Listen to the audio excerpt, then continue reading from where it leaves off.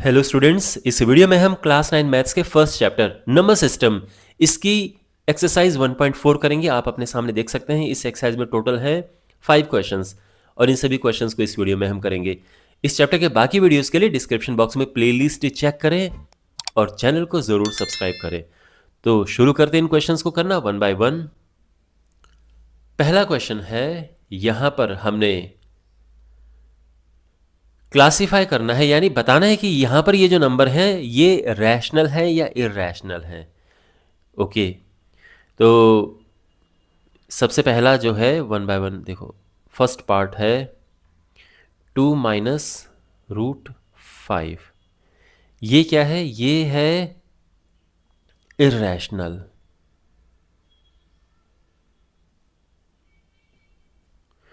देखो 2 वैसे तो रैशनल है, अगर मैं 2 की बात करूं ये है रैशनल, लेकिन ऐसे नंबर जिनका रूट पूरा पूरा नहीं आता है वो नंबर इररैशनल होते हैं। तो ये नंबर है इररैशनल।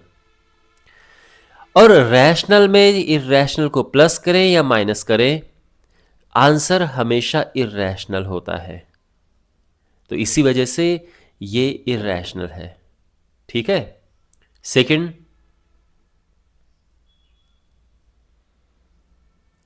3 + √23 और फिर है -√23। इसको पहले सिंप्लीफाई करते हैं। तो यहां पर ये ब्रैकेट हम हटाएंगे, माइनस, है ना, समझ गए। और अब यहां पे क्या है कि प्लस में √23 है, माइनस में भी √23। जब सेम चीजें प्लस माइनस में होती हैं तो कट जाती हैं और ये आंसर आ जाएगा 3। यानी ये है रैशनल। देखो 3 जो है, 3 को हम 3/1 लिख सकते हैं ना। और ऐसे कोई भी नंबर जिसको हम P/Q की फॉर्म में लिख सकते हैं, जहां पे ऊपर नीचे दोनों ही इंटीजर्स होने चाहिए। ऐसा नहीं कि किसी के को भी जैसे √2/1 हो तो आप बोल दो कि भाई ये P/Q की फॉर्म है। ऐसा नहीं है, ऊपर नीचे इंटीजर होना चाहिए। अगर ऐसा है तो वो रैशनल होता है। नीचे ज़ीरो नहीं हो, ऊपर नीचे इंटीजर हो और इस तरह से फ्रैक्शन की फॉर्म हो। तो 3/1 आप देख सकते हैं। 3 इसीलिए जो 3 है वो रैशनल होता है, क्योंकि इसको हम 3/1 लिख सकते हैं और ये P/Q की फॉर्म बना रहा है। तो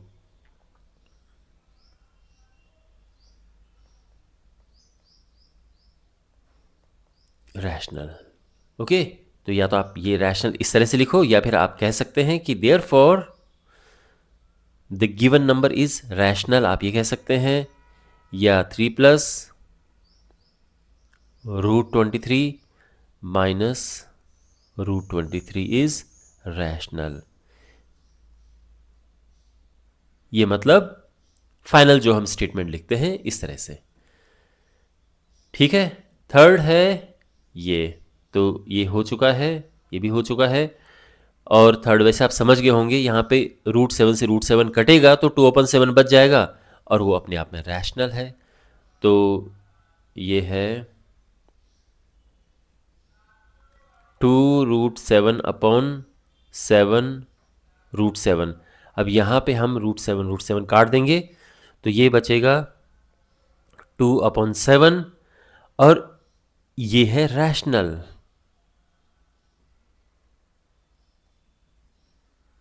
क्यों? क्योंकि ये P/Q की फॉर्म है, फ्रैक्शन की फॉर्म है और ऊपर नीचे इंटीजर है, तो ये रैशनल है। तो देयरफॉर जो गिवन एक्सप्रेशन, गिवन क्या कहते हैं इसको, नंबर है, ये रैशनल है। या आप इस तरह से लिख सकते हैं अपना फाइनल स्टेटमेंट।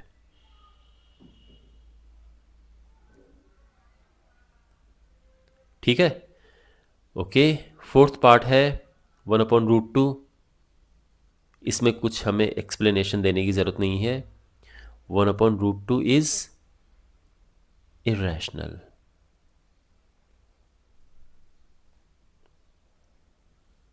ध्यान रखना, अगर एग्जाम में आपसे एक्सप्लेनेशन मांगी हो तो आप कहोगे it is not in the form of P/Q।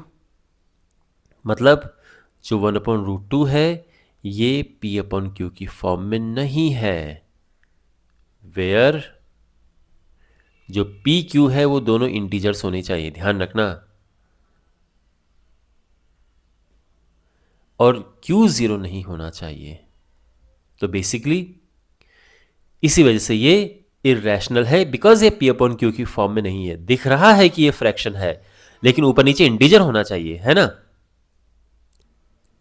Fifth part है 2 पाई।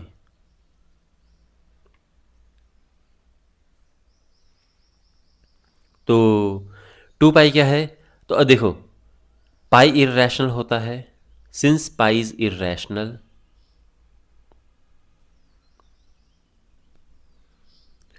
देयरफॉर 2 पाई भी इर्रेशनल होगा।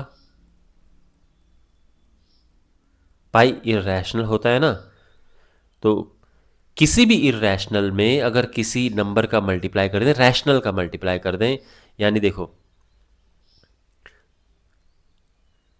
अगर हम रैशनल और इर्रेशनल को आपस में मल्टीप्लाई करते हैं या इवन डिवाइड भी करते हैं, तो हमेशा और हमेशा हमें इर्रेशनल मिलता है, ये ध्यान रखना।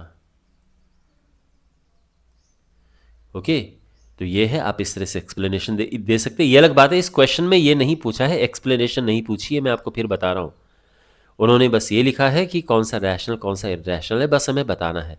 तो अगर आप सीधा लिख देते कि ये इर्रेशनल है, ये रैशनल है, ये रैशनल है, ये इर्रेशनल है और ये इर्रेशनल है, तो भी काम चल जाता। ओके, काम क्या चल जाता है, बिल्कुल ठीक था। लेकिन क्योंकि मैं आपको सिखा रहा हूँ, तो आपको इसीलिए मैं ये पूरा डिटेल में बता रहा हूँ चीज़ें, कि क्यों वो रैशनल है, क्यों इर्रेशनल है। और अगर आप एग्ज़ाम में लिखते हैं तो अच्छी बात है, वो तो बहुत ही अच्छी बात है। क्योंकि कभी कभार क्वेश्चन में क्या पूछ लेते हैं, कभी कभार ये पूछ लेते हैं कि classify the following numbers as rational और इर्रेशनल, और साथ में लिख देंगे एंड वाई। तो इसके लिए तैयार रहना चाहिए, प्रिपेयर्ड रहना चाहिए। ओके, क्या पता पूछ लें रीजन कि क्यों है भाई ये। तो ये क्वेश्चन कंप्लीट हमारा हो गया है। क्वेश्चन नंबर 2 है simplify each of the following expressions. हमने इन्हें सिंप्लीफाई करना है। ओके, फर्स्ट है 3 प्लस √3 इंटू 2 प्लस √2। तो ये तो हमने सीधे ही मल्टीप्लाई करना है। पहले 3 का दोनों से होगा मल्टीप्लाई, यानी 3 का पहले इससे करेंगे, फिर इससे करेंगे, उसके बाद फिर जब ये हो जाएगा फिर इसका इससे करेंगे और फिर इसका इससे करेंगे। ठीक है, तो पहले 3 का दोनों से करते हैं। तो 3 का मल्टीप्लाई जब हम इससे करेंगे तो ये 6 होगा। फिर 3 का इससे करेंगे तो ध्यान रखना ये मल्टीप्लाई अंदर नहीं जाएगा, क्योंकि एक रूट में है एक बिना रूट के है। तो 3 का जब √2 से मल्टीप्लाई होगा तो 3√2 आएगा। अब इसका दोनों से हो गया, ठीक है। अब इसका इससे करना है, तो 2 का ये 2√3 हो जाएगा। अब इसका इससे करेंगे तो ये भी रूट में है ये भी रूट में है, रूट का रूट से मल्टीप्लाई अंदर हो जाता है, तो ये हुआ 3 2 6। और ये हमारा आंसर। इसमें कुछ भी ऐसा नहीं है जो आपस में प्लस होंगे, क्योंकि कोई भी लाइक टर्म्स नहीं है। ये √2 है, √3, √6 सब अलग अलग है। तो ये हमारा डायरेक्ट आंसर आ चुका है। Second part 3 plus √3 multiplied by 3 minus √3। अच्छा, यहां पे आप एक चीज नोटिस करो, सेम चीजें हैं ये, 3 एंड √3, 3 √3, लेकिन एक बार प्लस में है एक बार माइनस में है। जब भी ऐसा होता है कि सेम चीज़ें एक बार प्लस एक बार माइनस में होती हैं, तो फॉर्मूला लगता है, कौन सा फॉर्मूला लगता है? a प्लस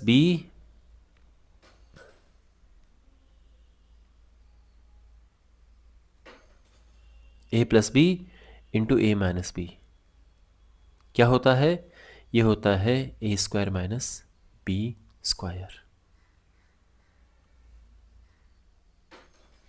सेम चीज़ें आपस में प्लस में है और वही चीज़ें आपस में माइनस में है, तो a² माइनस b² लग जाएगा। यानी ये इसका आंसर आएगा, पहले नंबर का स्क्वायर करेंगे हम फिर माइनस लगाएंगे और दूसरे नंबर का स्क्वायर करेंगे,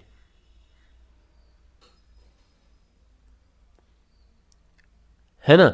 और ये और सिंप्लीफाई होके आ जाएगा, ये 9। रूट का जब स्क्वायर होता है तो रूट से स्क्वायर कट जाता है, और ये 6 हमारा आंसर आ चुका है।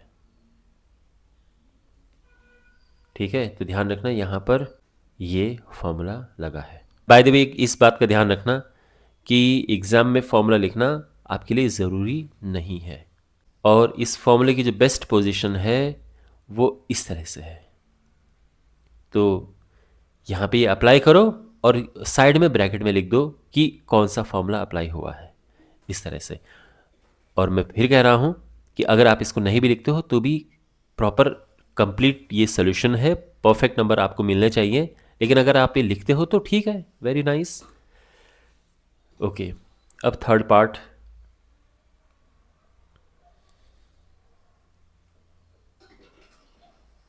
√5 प्लस √2 इसका होल स्क्वायर। अब देखो यहाँ पे a प्लस बी की होल स्क्वायर का फॉर्मूला है। a प्लस बी का होल स्क्वायर का फॉर्मूला होता है a square plus B square plus 2ab। बहुत आपने सुना होगा, ये फॉर्मूला बहुत पॉपुलर फॉर्मूला है। यहाँ पे भी वही करेंगे। a स्क्वायर, देखो ये a ये b है, पहले इसका स्क्वायर, फिर प्लस लगाया, plus B square plus 2ab, 2ab, है ना। तो ये हुआ 5, ये हुआ 2।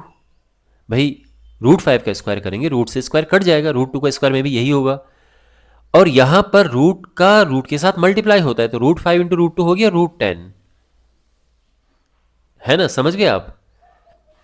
और आंसर आ जाएगा यहाँ पे, ये तो प्लस हो जाएंगे, 5 + 2 7, लेकिन ये इसके साथ प्लस नहीं होगा, ये अलग ऐसे रहेगा। ठीक है, और आप ये भी मत सोचना कि 5 + 2 + 2 कर दें, नहीं, ये अलग टर्म है, ये अलग। तो हमारा आंसर ये है। Okay, next 5 √5 minus √2, √5 plus √2। √5 minus √2 into √5 plus √2। यहां पर जो फॉर्मूला अप्लाई हो रहा है वो क्या है? देखो सेम सिचुएशन है इस समय कि दो नंबर हैं, सेम नंबर हैं, एक बारी माइनस में एक बारी प्लस में है। तो क्या होता है ऐसे केस में? पहले का स्क्वायर माइनस दूसरे का स्क्वायर। ओके, तो कौन सा फॉर्मूला यहां पे लगा? a plus B into A minus B, ये होता है a square minus B square. अब यहां पे प्लस बाद में है, माइनस पहले है, बट इससे फर्क नहीं पड़ता है। ठीक है, ये वही, ये तो सेम ही चीज है ये, अगर आप इसको पहले भी लिखते हो तो। और √5 का स्क्वायर होता है 5 एंड √2 का स्क्वायर 2, क्योंकि स्क्वायर से रूट ये कट जाता है, और ये आ जाएगा 3, और ये हमारा आंसर है। तो ये आई होप आपको समझ आ गया होगा। क्वेश्चन नंबर 3 है। इस क्वेश्चन में ये कहा गया है कि पाई जो है, पाई होता है C/D। C का मतलब सरकमफ्रेंस, D का मतलब डायमीटर। तो पाई सरकमफ्रेंस टू डायमीटर का एक रेशियो होता है, ऐसा होता है, मतलब ये पाई की डेफिनेशन ही है ये, कि सरकमफ्रेंस अपॉन डायमीटर होता है पाई। अगर कोई आपसे ये पूछे कि भाई पाई की डेफिनेशन बताओ, तो आप बोलोगे कि ratio of circumference to diameter of a circle is called pi. Pi क्या होता है? Circumference upon diameter. ठीक है, this seems to contradict the fact that pi is irrational. तो उन्होंने ये कहा कि भाई ये जो है इस बात का कॉन्ट्रडिक्ट करता है कि पाई इरेशनल है।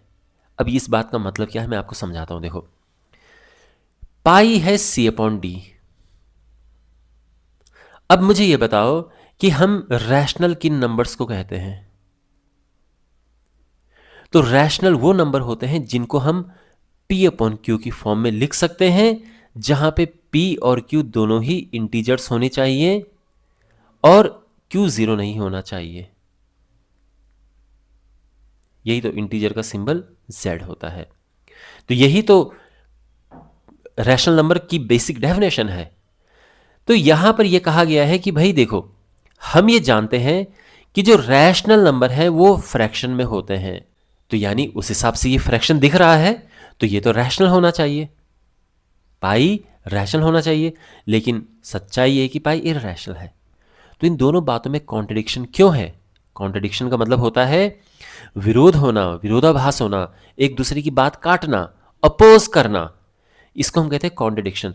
तो इन दोनों बातों में कॉन्ट्रडिक्शन क्यों है? ये कहता है कि ये रैशनल है, इसको देख के ऐसा लग रहा है कि ये रैशनल है, सच्चाई ये है कि इररैशनल है। तो इन दोनों बातों में कॉन्ट्रडिक्शन क्यों है और आप इस कॉन्ट्रडिक्शन को कैसे रिजॉल्व करोगे? तो देखो, यहां पे हम ये कहेंगे कि कोई भी कॉन्ट्रडिक्शन नहीं है, क्योंकि ये भले ही फ्रैक्शन दिख रहा है, लेकिन हर वो चीज जो फ्रैक्शन दिखती है वो इररैशनल नहीं होती। भाई मान लो कि यहां पर हमारे पास है √2/3। अब हम ये कहें कि भाई ये तो फ्रैक्शन दिख रहा है, ये तो रैशनल है, बट नहीं, ये रैशनल नहीं है, क्योंकि रैशनल की जो कंडीशन है वो ये है कि फ्रैक्शन की फॉर्म में तो हो, P/Q की फॉर्म में होना चाहिए, लेकिन दोनों साथ में इंटीजर्स भी तो होने चाहिए। लेकिन यहां पर ये इंटीजर नहीं है, केवल ये है। अगर हमारे पास 2/3 होता तो ये प्रॉपर P/Q की फॉर्म है। क्यों? क्योंकि ये भी इंटीजर है और ये भी इंटीजर है, तो ऐसा होना चाहिए, तब हम कहते हैं कि हां ये रैशनल है। तो यहां पर यही सिचुएशन है। ध्यान से सुनिए, यहां पर कभी भी हमें ऐसा नहीं मिल सकता, we can never achieve this situation when both are integers. ये दोनों इंटीजर हो ऐसा कभी नहीं होगा। अगर हम इसको इंटीजर फिक्स कर दें तो ये हमेशा हमें इंटीजर कभी नहीं मिलेगा, और अगर हम अगर हम इसको इंटीजर फिक्स कर दें तो ये कभी इंटीजर नहीं मिलेगा। और अगर इसे हम इंटीजर फिक्स कर दें कि चलो भाई डायमीटर ये है, सरकमफ्रेंस नापते हैं, तो ये कभी भी इंटीजर नहीं मिलेगा। तो दोनों इंटीजर हो ऐसा कभी नहीं होगा। तो यही लिखेंगे कि we can never achieve this situation when both C and D are integers, therefore pi is not rational, pi is irrational, hence there is no contradiction. Clear है? तो अब इसको प्रॉपर वे में कैसे लिखते हैं देखिए। तो इस तरह से हम लिखेंगे कि ऑल्दो पाई जो कि C/D है, circumference upon diameter, seems rational as it's a ratio of two numbers, but it's not, यानी it's not rational। क्यों? Because in order to be rational both C and D have to be integers, है ना, तभी तो rational होंगे जब दोनों integers होंगे। But we can never achieve this situation where both C and D are integers, making C/D जो कि पाई है इररैशनल। मतलब C और D दोनों इंटीजर हों ऐसा कभी भी हम अचीव नहीं कर सकते हैं, और जिससे कि C/D यानी पाई इररैशनल है। So there is no contradiction. तो कॉन्ट्रडिक्शन की तो कोई बात ही नहीं है। इस तरह से हम लिखेंगे। ओके, आई होप आपको समझ आ गया होगा। अब हमारे पास है ये क्वेश्चन, हमने √9.3 को नंबर लाइन पे रिप्रेजेंट करना है, नंबर लाइन पे इसको लोकेट करना है। तो जब भी हमारे पास ऐसे क्वेश्चन आए कि √9.3 हो या √5.6 हो, √8.5 कुछ भी हो, सबसे पहले क्या करना है आपने कि एक लाइन ड्रॉ करनी है जो भी रूट में लिखा है। रूट में क्या लिखा है? 9.3। तो हमने 9.3, ध्यान रखना 9.3 सेंटीमीटर लंबी लाइन ड्रॉ करनी है। ये हुआ 9.3, और ये 9.3 यहाँ पे है, और 1 सेंटीमीटर की लाइन और ड्रॉ कर दो, 10.3 तक हम पहुँच गए। ध्यान रखना ये है 9.3, और 1 और सेंटीमीटर ड्रॉ करेंगे। ये कोई भी क्वेश्चन आए, चाहे रूट में 8.5 हो, रूट में 5.6 हो, कुछ भी हो, 1 सेंटीमीटर हमें एक्स्ट्रा ड्रॉ हर एक में करनी है, ठीक है, सभी में। तो ये फिक्स है, 1 सेंटीमीटर ये एक्स्ट्रा हमने ड्रॉ करना है, ये फिक्स है। इतना क्लियर है? ये है AB और ये है C। ठीक है अभी तक? अब हमने अब ध्यान रखना मैं स्केच पेन यूज़ कर रहा हूँ कहीं कहीं पे, क्योंकि जिससे आपको साफ दिखे। ओके, बाकी आपने तो पेंसिल ही यूज़ करनी है। अब हमने क्या करना है कि AC का मिड पॉइंट फाइंड करना है। मिड पॉइंट फाइंड करने के लिए हम आधे से थोड़ा ज़्यादा डिस्टेंस लेते हैं, ऐसे हम आर्क ड्रॉ करते हैं, फिर यहाँ से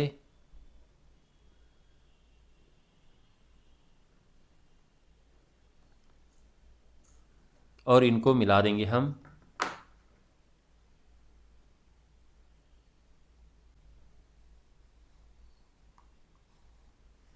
ये मिड पॉइंट हो गया है।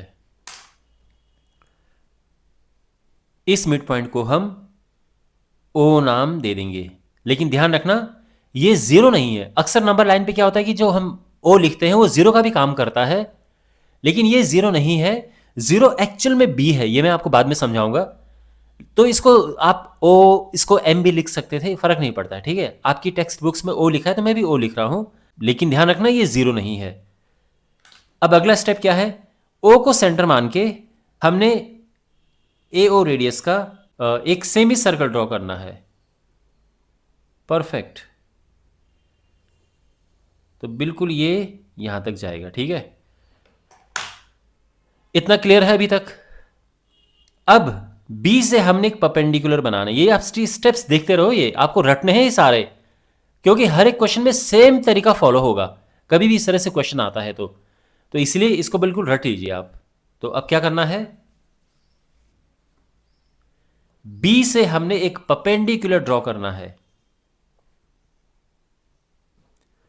90 डिग्री पे। ओके, 90 डिग्री होता है ना परपेंडिकुलर, तो कैसे करते हैं, ये हो गया, फिर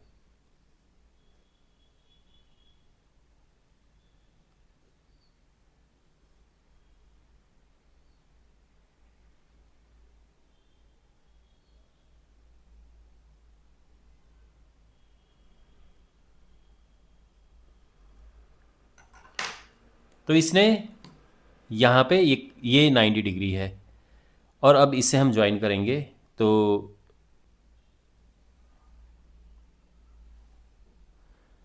ये है, और इसने काटा ये, इसे हम D नाम दे देते हैं, ये D है। सब क्लियर है अभी तक। जो हमने परपेंडिकुलर ड्रॉ किया है ये परपेंडिकुलर है, इसने इसको D पॉइंट पे काटा और ये हो गया। अब एक बात का ध्यान रखना कि ये B से लेके D तक एक्चुअल में ये रूट 9.3 है, ये रूट 9.3 है, लेकिन हवा में तो हमने नंबर लाइन पे ड्रॉ कर रिप्रेजेंट करना है, ऊपर नहीं करना है। तो अब क्या करेंगे, हम नंबर लाइन बनाएंगे हम। अब देखो कैसे बनेगा ये, तो यहां पे जो मैं आपको बता रहा था, बिल्कुल इसके सीध में ये लाइन कंटिन्यू करो, और अब देखो ध्यान रखना B 0 है, C 1 है, फिर ये 2 हो गया, ये 3 है, ये 4 है, ये 5 है, इतना बहुत है। ओके, तो यहां पे ये है 0, ये है 1 2 3 4 5, जैसे नंबर लाइन होती है। इतना भी समझ आ गया सब कुछ। अब देखो फाइनली, अब जैसे मैंने कहा D को हम यहां पे लेके आएंगे, तो कैसे लेके आते हैं, हम एक आर्क ड्रॉ करेंगे। तो B को सेंटर मान के BD रेडियस का एक आर्क ड्रॉ करेंगे हम,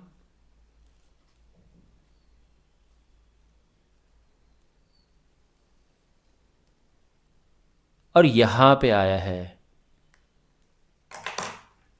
और ये जो पॉइंट है इसको हम E नाम दे देते हैं, और यही है रूट 9.3। ओके, और आप देखोगे 9 का स्क्वायर रूट होता है क्या, 3, यानी 3 से थोड़ा सा आगे है, यानी हमने एकदम परफेक्ट बनाया है। तो इस तरह से हम ऐसे नंबर्स को जो रूट में होते हैं पॉइंट में, इस तरह से इनको नंबर लाइन पे लोकेट करते हैं। मुझे उम्मीद है कि आपको ये अच्छे से समझ आ गया होगा और सभी स्टेप्स भी आपको समझ आ गए होंगे। क्वेश्चन नंबर 5 है, rationalize the denominators of the following, हमने जो इनके डिनोमिनेटर्स हैं इनको रैशनलाइज करना है। देखो रैशनलाइजेशन का मतलब होता है कि कोई इरैशनल है उसको रैशनल बनाना। तो यहाँ पे आप देख सकते हैं जो इनके डिनोमिनेटर हैं ये सभी इरैशनल हैं। जैसे आप देख सकते हैं ये √7 माइनस √6 ये सभी इरैशनल हैं और हमने इनको रैशनल बनाना है। ओके, तो वन बाय वन इन्हें करते हैं। देखो आपको एक बात ध्यान रखनी है कि जब भी आपको आपके पास जब भी रैशनलाइजेशन के लिए कुछ आएगा, तो यानी डिनोमिनेटर का रैशनलाइजेशन के लिए, तो आपके पास दो टाइप के क्वेश्चंस होंगे।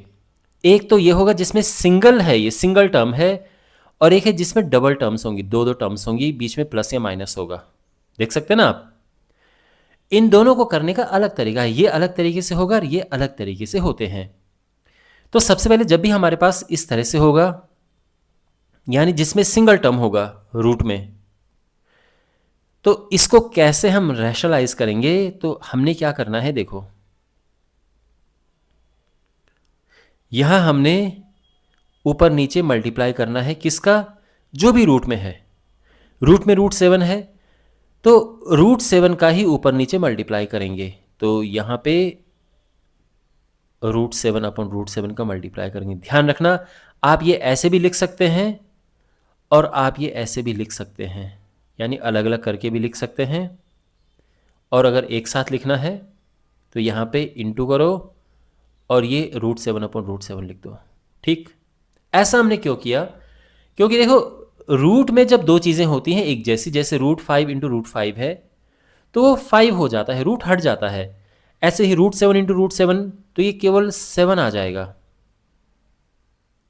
और ऊपर तो 1 से इसका मल्टीप्लाई होगा, यही आएगा, और ये इसका आंसर है। तो देखा आपने, डिनोमिनेटर पहले इरैशनल था और अब वो रैशनल हो चुका है, और इसी को कहते हैं rationalisation of the denominator.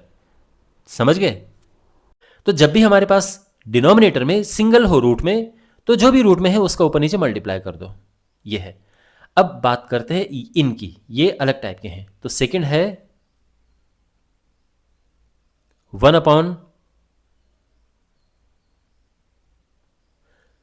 √7 minus √6। तो जब भी आपके पास दो टर्म हो और उनके बीच में प्लस या माइनस हो, तो हमेशा आपको क्या करना है, देखो ये है ना, आपको ऊपर नीचे मल्टीप्लाई करना है इसके ऑपोजिट साइन से। तो ये माइनस है, आपको प्लस लेके मल्टीप्लाई करना है।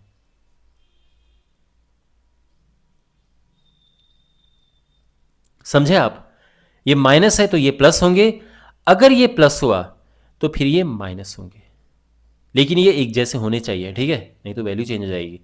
खैर ये माइनस है तो हमने प्लस का ऊपर नीचे मल्टीप्लाई किया। अब आगे देखो क्या होगा, 1 से जब हम इसका मल्टीप्लाई करेंगे तो वो तो सेम आएगा,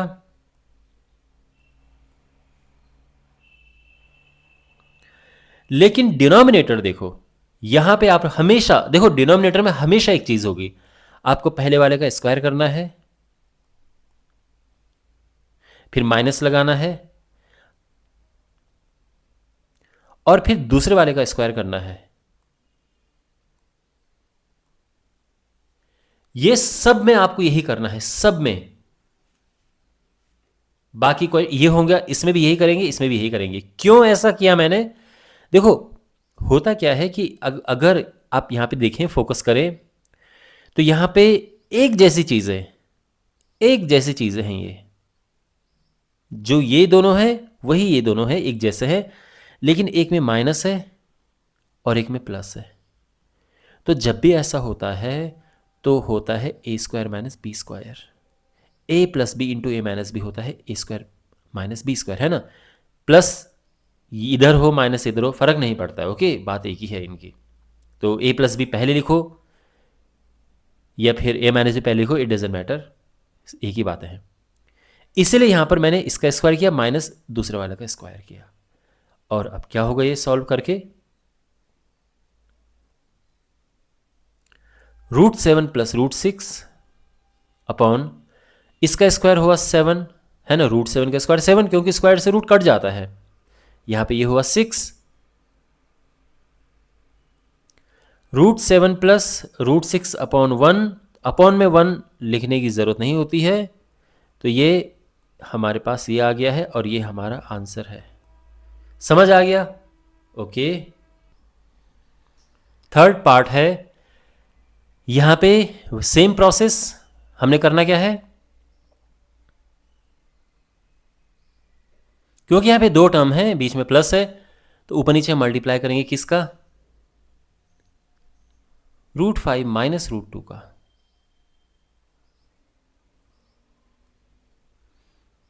तो न्यूमरेटर हो जाएगा, क्योंकि 1 के साथ मल्टीप्लाई हुआ है तो √5 माइनस √2, और डिनोमिनेटर क्या होगा, देखो इसका जब इससे मल्टीप्लाई होगा तो मैंने क्या कहा था, पहले वाले का स्क्वायर करो, माइनस करो, फिर दूसरे वाले का स्क्वायर, है ना, क्योंकि सेम चीज़ें आपस में प्लस और माइनस में है, तो a² माइनस b² का फॉर्मूला होता है वो। और यहाँ पे √5 माइनस √2 अपॉन पहले वाले का स्क्वायर हुआ 5, इसका स्क्वायर हुआ 2 अपॉन 3, है ना, और यही हमारा आंसर है। क्लियर है? Okay, next part, fourth part ये है, यहां पे भी हमने सेम प्रोसेस फॉलो करना है, √7 माइनस 2। अब क्या करेंगे, ऊपर नीचे हम इसके ऑपोजिट साइन लेके मल्टीप्लाई करेंगे, तो यहां पे ये ठीक है, ऊपर इसका 1 के साथ मल्टीप्लाई हो रहा है तो वो एज इट इज आएगा जैसा है।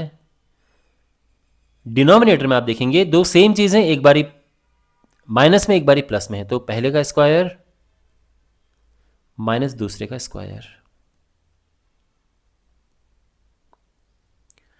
तो यहां पे होगा √7 प्लस 2 अपॉन √7 का स्क्वायर होता है 7 और 2 का स्क्वायर 4, और क्या आ जाएगा ये,